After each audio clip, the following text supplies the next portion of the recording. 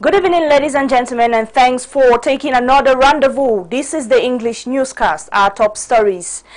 The Economic, Financial, Social and Cultural Program for 2026 has been presented to the Parliament. This was done by the Prime Minister, Head of Government, Chief Dr. Joseph Dion Gute.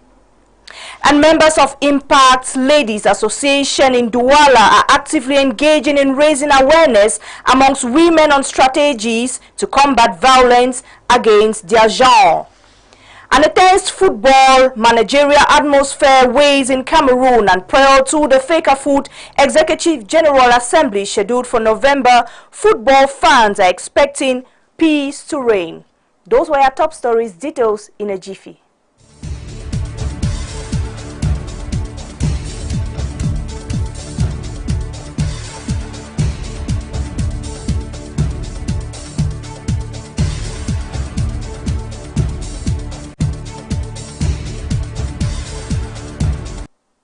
The Economic, Financial, Social and Cultural Program for 2026 has been presented to the Parliament. This was done by the Prime Minister, Head of Government, Chief Dr. Joseph Dion Gute during a special plenary sitting this Thursday, chaired by the Speaker of the National Assembly, the Right Honorable Kavai Yege Jibril. Jude Kenji reports. The government's plan is built upon a reported resilient economic foundation with growth estimated at 3.9% in 2025. This growth, coupled with a decline in inflation, provide the backdrop for continued investment in national infrastructure. The program aims to maintain this momentum on the path towards the nation's 2035 emergence goals. Major infrastructural projects form a core part of the 2026 agenda, including the continued development of the Yaoundé-Douala motorway and the launch of other strategic road projects. In the energy sector, priorities include advancing the South-North electrical interconnection and commencing work on the Limbe gas fire power plant. The government also plans to launch a mega drinking water supply project for Douala. Significant emphasis is also placed on social programs and import substitution. The government intends to accelerate the implementation of the special plan to promote youth employment and the integrated agro-pastoral and fisheries import substitution plan. These initiatives aim to boost local production, create jobs, and empower young people and women.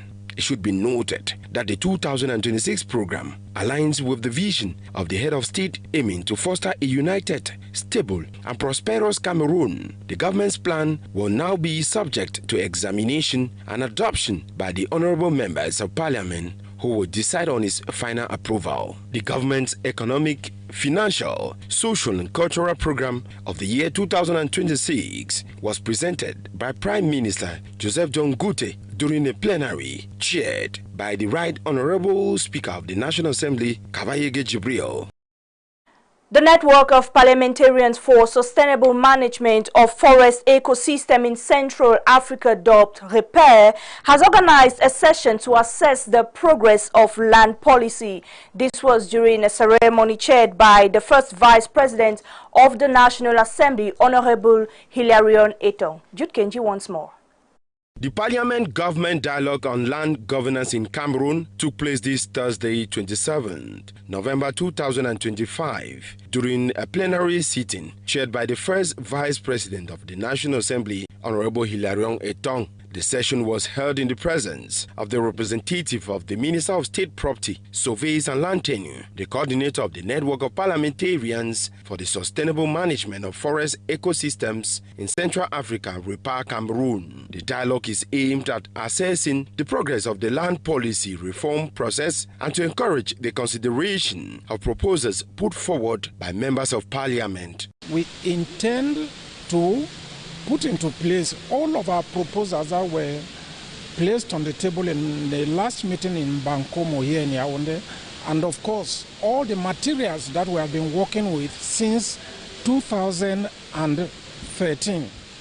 Our hope and expectations are varied not like differences, but in the sense that they will cover a lot of expectations of the Cameroonian people and the Cameroonian society at large.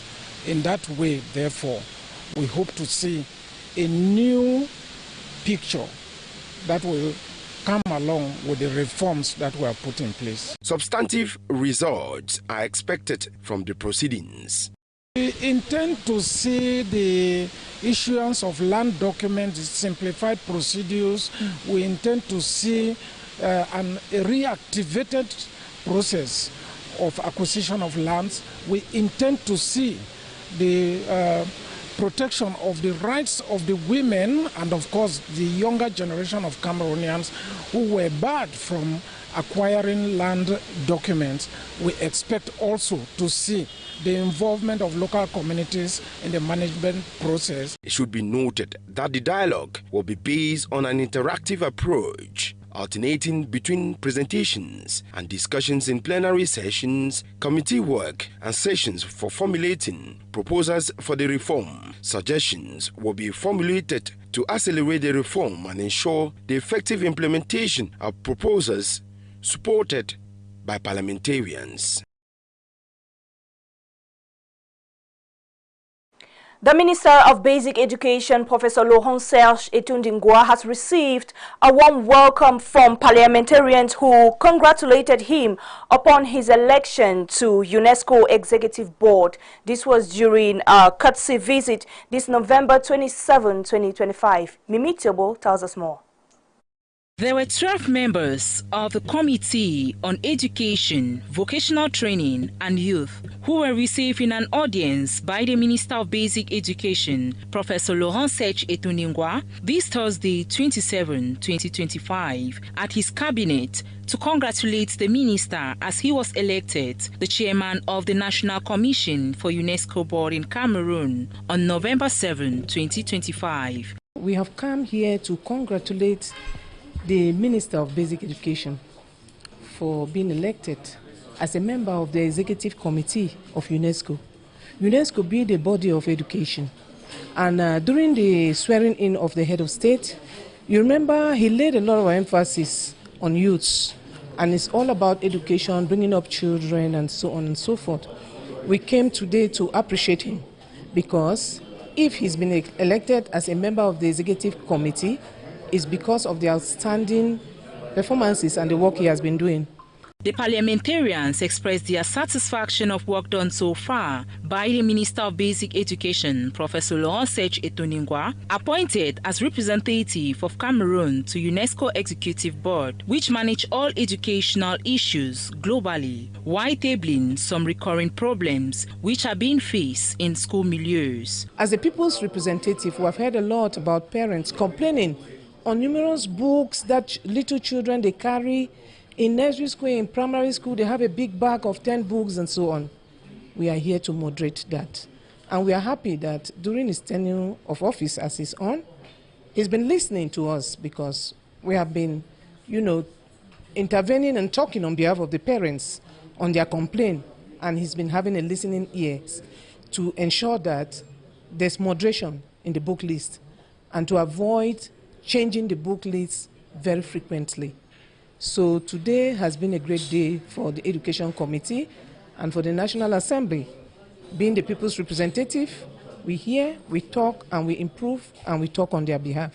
Professor Laurent Serge Etundingwa took this opportunity to reiterate his gratitude to President Paul Biya, who personally supported his candidacy. Students of St. Christophe Health Institute have showcased their groundbreaking Oral Santé project to the Minister of Public Health, Dr. Manauda Malashi. This was during his official visit to the institute on November 26, 2025. As you tell us, Agnes Ayuk. The atmosphere was filled with shouts of joy and excitement as students of St. Christophe Health Science Institute in Kwabang, in leadership with the promoter, Joel Komo, welcomed the Minister of Public Health, Dr. Manauda Malashi, and his entourage as he made an official tour in the institution.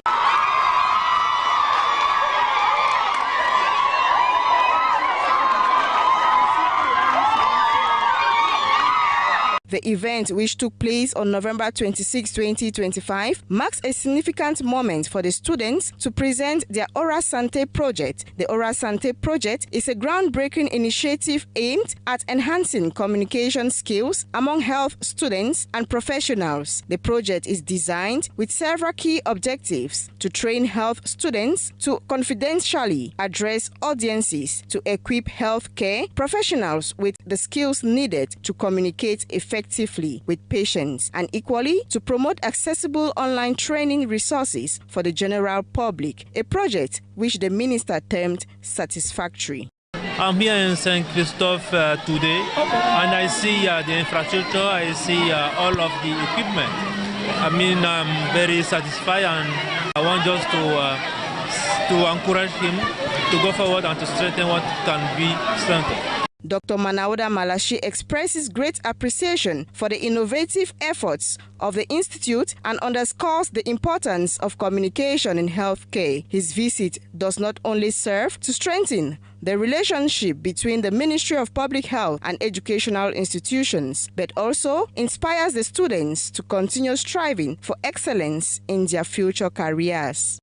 For the students, they have to be committed on their studies and to be this exemplary healthcare, in our health system tomorrow. So I think they have to be committed, and to have to come earlier and to be at school for this formation. The visit included important officials like the Senior Divisional Officer for Mefu and Afamba, the Dio of Nkolafamba, Honorable Cabral Libi, the Mayor of Nkolafamba, and the President of Info TV, Jodeneveng. The day was equally characterized by speeches from the Secretary General of the Institute as well as the student delegates who applauded the professionalism of Dr. Manawuda Malachi. At the end of the minister's visit, the students of St. Christophe Health Science Institute felt a renewed sense of purpose and motivation, ready to embark on their journeys as future health professionals equipped with the skills necessary to create positive change in their communities. Away from that, members of Impact Ladies Association in Douala are actively engaging in raising awareness amongst women on strategies to combat violence against women.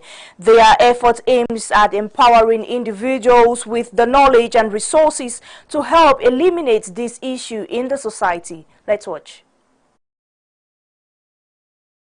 Impact Ladies Association members under the theme Digital Violence Against Women and Girls gathered in Douala to commemorate the 2025 International Day for the Elimination of Violence Against Women.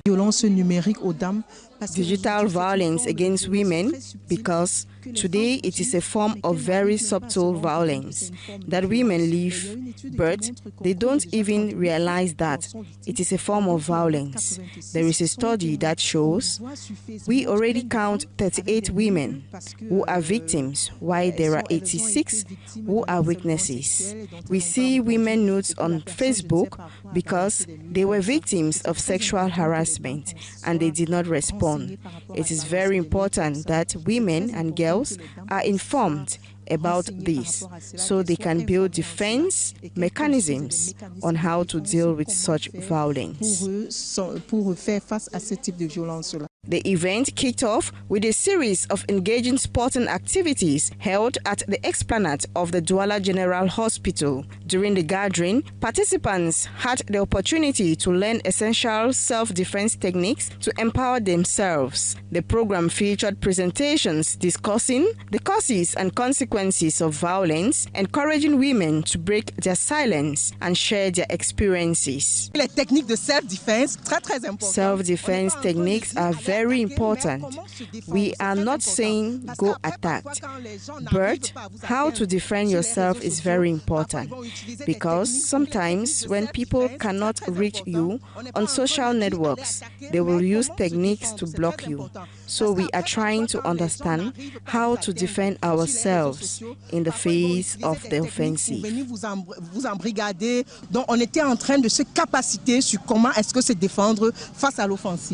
Violence against women is a pervasive global issue that requires urgent and focused attention to support victims and foster a safe environment for all.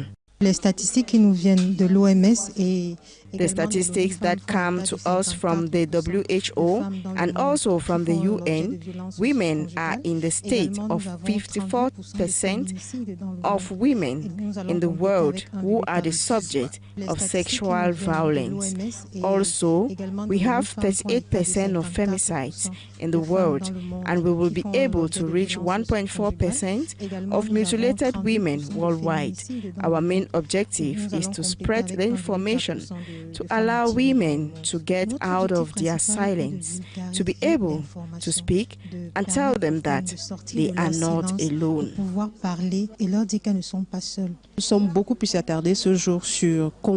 We have been waiting for a long time for this day, to see how to get out of it, to make them aware that physical violence is not normal, that it does not deserve whatever they did to be beaten. So after this awareness campaign, if the executioner does not change or does not collaborate for a healing process, then she should seek to leave the environment that becomes toxic for her. Participants expressed their appreciation for the informative presentations, highlighting the importance of such initiatives. The Impact Ladies Association plans to extend their awareness campaign efforts to schools and local organizations, aiming to inspire communities to change harmful behaviors and attitudes.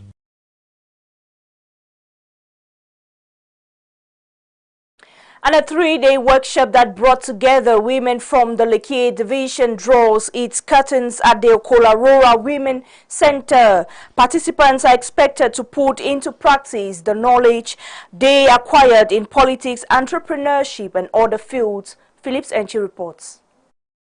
The Unandiwa Women's Association South mobilized massively for a 3-day workshop on leadership and local governance, bringing together women from all walks of life at the Okolarora Women's Center in the Lekki division on November 26, 2025. The training, organized in partnership with the Women on the Move for Equal Development WOMED, seeks to strengthen women leadership capacity and inspire them to take up greater roles in public life. An initiative of Virginie Edouard, wife of Gilbert Didier Edouard, Secretary General at the Ministry of Finance, draws its curtains on a high note, with participants expressing satisfaction over the outcome of the workshop, which aims to promote the involvement of more women and girls in the decision-making process as the municipal and regional elections draw close. The teaching during the training are going to be very useful, and we do appreciate such a training. I am very happy and satisfied with the program because I had to discover a lot of new ideas added to what I have. So the training has enlightened me a lot. At the level of entrepreneurship and the creation of common initiative groups, I have created a lot of them in collaboration with other women from other areas. But what was lacking right now was a knowledge or a strong mentorship to go about the activities. So today I had the opportunity to receive such mentorship, and I am very happy to be part of this training. The workshop provided a platform for participants to share their experiences. It was a pleasure for me to share my little experiences with the women and to understand that they are women who really want to evolve in politics, entrepreneurship, and even civil society. What motivated me was the fact that I love impacting women. I do have a rich political parcours, and I believe that it will be important for me to share my experiences with women who want to dive into politics. With my competence and know-how and a word of motivation will go a long way to activate them. Contributions from the various mentors is timely. To be leader is a choice and to grow in leadership with God. And the leader of Okola must work with God. She must also increase with the society, with the environment. J'ai dit à ces dames. I taught the women that to become a good leader, she needs to work tirelessly. They need to be patient and do possess good attitude toward one another. Once these qualities are embedded in them, it is obvious that they will become a good leader. And lastly, the women must be economically independent. Économiquement indépendante. The 72 hours training focuses on empowering the women on basic rights as they pursue their political career. Pendant ces 3 jours, nous avons During the 3 days training, we worked on human rights and the rights of women. At times, some of these women are not even aware of their basic rights and violence against women. So, if all of these aspects are not well communicated to the women, it is going to be difficult for them to understand the political atmosphere. These things are a roadblock to women empowerment. The promoter could not hide his feeling of satisfaction. I am really satisfied with the 3-day training workshop. During the 3 days, the women received intensive training and their capacity has been reinforced on local governance and the full participation in the society. Today, they had the opportunity to benefit from the experiences of women who are strongly involved in politics, entrepreneurships. Some of them are mayors, parliamentarians, and so on and so forth. So it was a wonderful experience for them. The training, which aligns with President Paul Biya's objective of empowering women and youths, is expected to significantly boost opportunities for women to participate in decision-making, especially as the municipal and regional elections draw near. The ordinary session of the Yaoundé 3 Municipal Council held this November 27, 2025. Discussions centered around preparing the draft budget for the 2026 fiscal year. Details in this report. Municipal councillors of the Yaoundé 3 Council gathered at the Club Saint-François for the ordinary session of the Municipal Council dedicated to preparing the draft budget for the 2026 fiscal year this November 27. The session was chaired by the Mayor of Yaoundé 3 Council, Lucas Owona, in the presence of other officials. We have come to the end of our workshop, and I would like to thank all the authorities present here for their availability and contribution during the program. I also thank the municipal councillors for the pertinence in their exchanges. We had exchanges since morning under the guide of the Secretary General. I am grateful for this devotion. As far as the budgetary orientation is concerned, municipal councillors contributed to the process. Nevertheless, prioritizing projects of the local population is primordial for the Yaoundé 3 Council. The objective of the budgetary orientation that we just finished today was to give the municipal councillors an opportunity for them to contribute to the elaboration process, where they had the opportunity to bring on board their own projects, their difficulties, their challenges in their various localities. What we did was we have taken a list of all these projects, and together we have prioritized the projects that have come from the local population. These projects range from social, economic, youth, sports, cultural, and what have you, which we have all considered within our budget for 2026. Notably, a specific budget for hygiene and sanitation campaign for youths by the Yaoundé 3 Council Executive goes at 265,500,000 CFA francs. Mayor Lucas Owona, at the end of the ordinary session, expressed gratitude towards authorities present for their availability and contribution. And the mortal remains of the legendary Cameroonian artist in the person of Ange Emerant Ebogo has been removed this November 27, 2025 from the Yaoundé Central Hospital mortuary. Family members, friends and fans appeared at the mortuary to pay their last respects. Let's watch.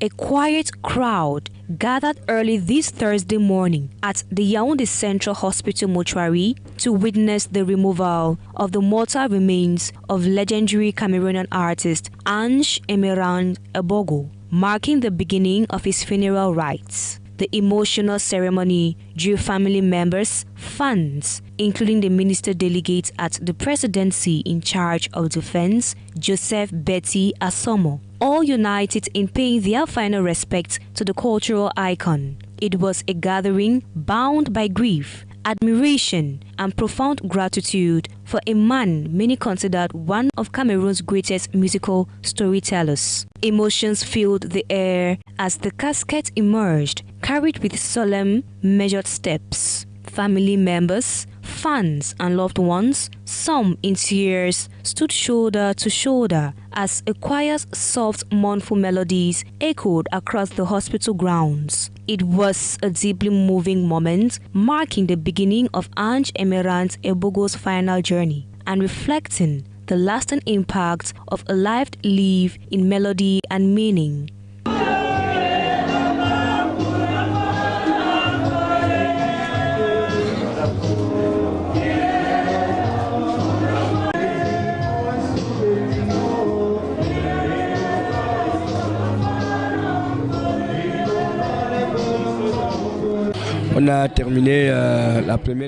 We are going to take a little tour of the city before arriving at the home. My father was a man who valued peace. He loved his family deeply. He was a mentor, a great teacher. I am very sad to see him go. It is not easy, but one thing we know is that he taught us so much and we will continue to carry his lessons forward. From the hospital grounds, the funeral procession moved slowly, accompanied by traditional and solemn rhythms, a tribute befitting a man whose artistry blended modern sounds with Cameroon's rich musical identity. Je l'appelais grand-père. I called him my grandfather, my ancestor, because the blood of music and dance that flows in us comes from the veins. Life goes on. We may bury the physical body, but his soul will always remain with us.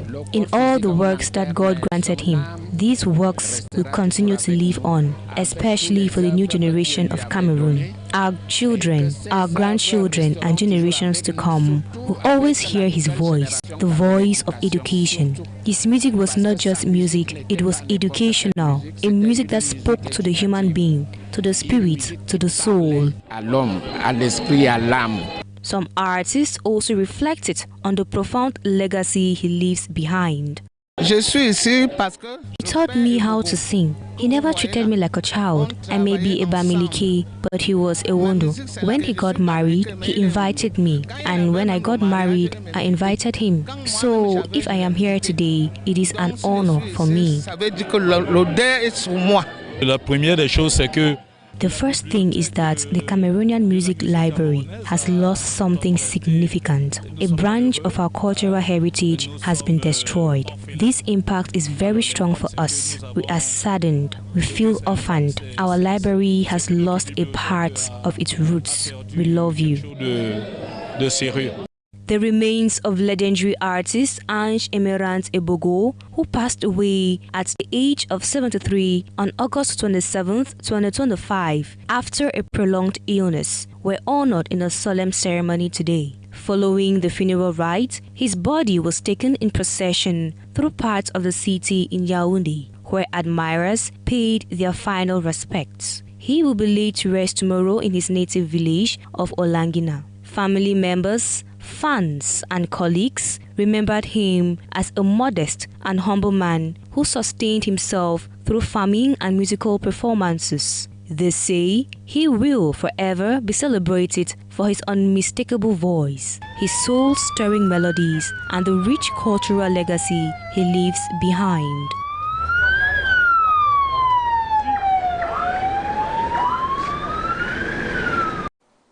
This November 27, 2025, the University of Yaoundé 1 held a soul-touching tribute at the Amphi 501 to honor Professor Edward Ako Oben, who passed on to glory on August 18, 2025.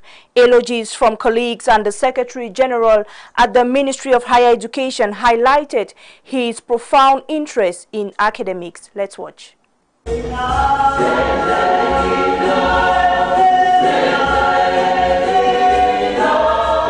With solemn melodies from the University of Yaoundé 1 Choir, the academic community this November 27, 2025 at the Amphi 501 in the University of Yaoundé 1 paid an academic homage to Professor Edward Ako Oben, who died on August 18, 2025. The day was characterized by eulogies from colleagues who say Professor Edward Ako has created great impact in the academic excellence of students. Representing the Minister of Higher Education, the Secretary General in the Ministry of Higher Education elaborated the contributions made by Professor Edward Ako Oben, whose illustrious career stands as a beacon of academic excellence and the unwavering commitment to the advancement of higher education in Cameroon and across Africa. Let us say today, its son, Reverend, United by Roman Bogos, the Holy Berai, the service and the legacy of a very hero, the senior colleague, Professor Iwo Kober Edward. His departure leaves a program void, the academic community, and the nation at large. Paying their last respect to the fallen hero, the casket of Professor Edward Ako Oben was decorated with his academic robe by his colleagues. Family members could not hide their tears and grief to a father and husband who is being termed a fallen hero and a man of integrity. Professor Ako was an illustrious man, a hard-working intellectual, a hard-working supervisor. I was friend, a good being of the lecturers now who are teaching various universities of Cameroon.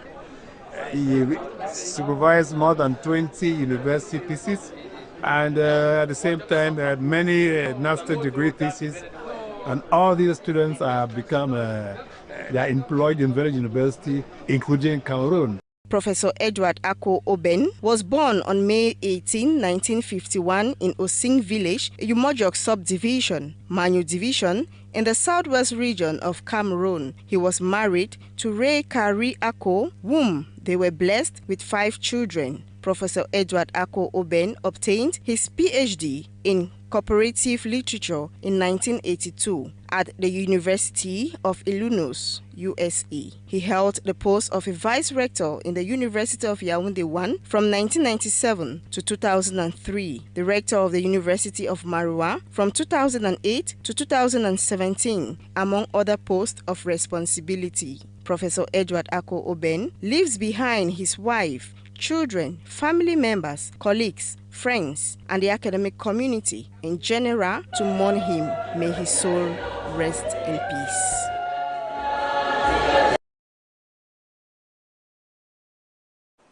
And now let's talk sports as a tense football managerial atmosphere weighs in Cameroon prior to the FECAFOOT Executive General Assembly scheduled for November 29. Football fans are expecting to see peace reign between Samuel Eto'o and Professor Narcisse Mwele Ekome. Thanks very much, ladies and gentlemen. That takes us to the end of the news, and stay tuned for more programs on Info Television as Raiza Ongba comes up at 8 p.m. for the news in the French language. Good evening.